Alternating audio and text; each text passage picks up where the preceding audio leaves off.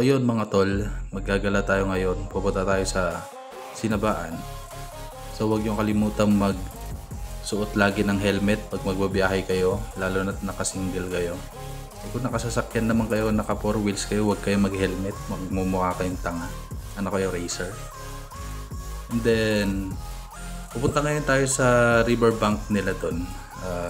Nakita ko lang yun sa Google. Okay mga tol, dito tayo sa Kuya Po pagsisimula. And then punta kayo dito, punta ng Malining.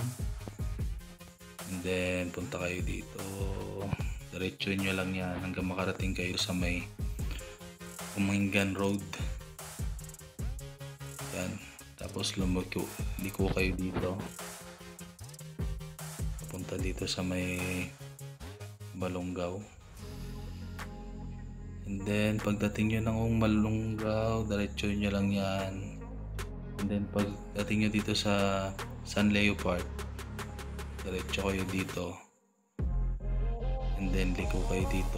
At yan, makakapunta na kayo sa Sinabaan Barangay Hall.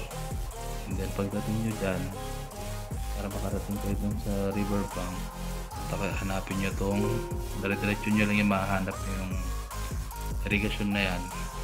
And then liko lang kayo dito, punta dyan, tapos dito na diretso nyo lang yan hanggang makarating kayo dito sa may riverbank. Dyan, yun na mismo yun.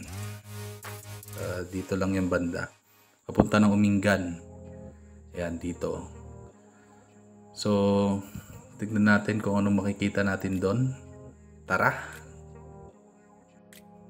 So ayun na nga, nakarating na nga ako. At wala akong makitang masyado dito.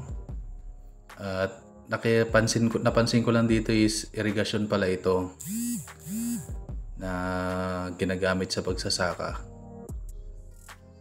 So hindi ko alam kung saan ba banda dito yung talagang pinupuntahan ng tao. So tingin-tingin lang muna tayo dito. Pwede bang maligo dito? Parang hindi. Parang lulunod ako dito. So kaya ikot-ikot muna tayo, tignan natin kung ano makikita natin. Pero maganda rin ang view dito. Ayan.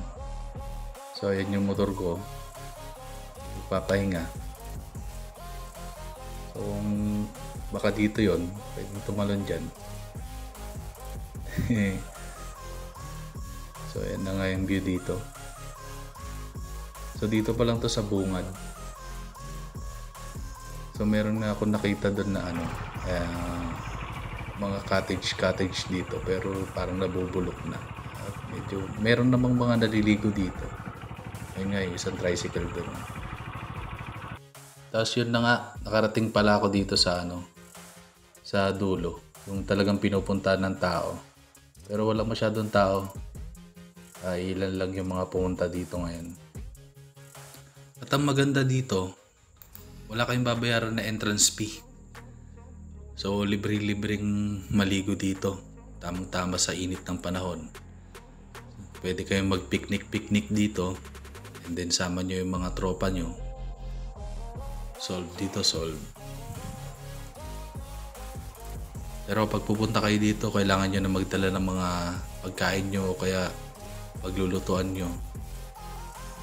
Dahil nga medyo walang masyadong tao dito. Medyo malayo din ng market. Kung gusto nyo pumunta dito, puntahan nyo lang. At wala naman masyadong pupunta ngayon. Maganda maligo ngayon dito, lalo na't mainit. So huwag nyo kalimutan mag-like, share, and subscribe sa channel ko. Maraming salamat. Peace out.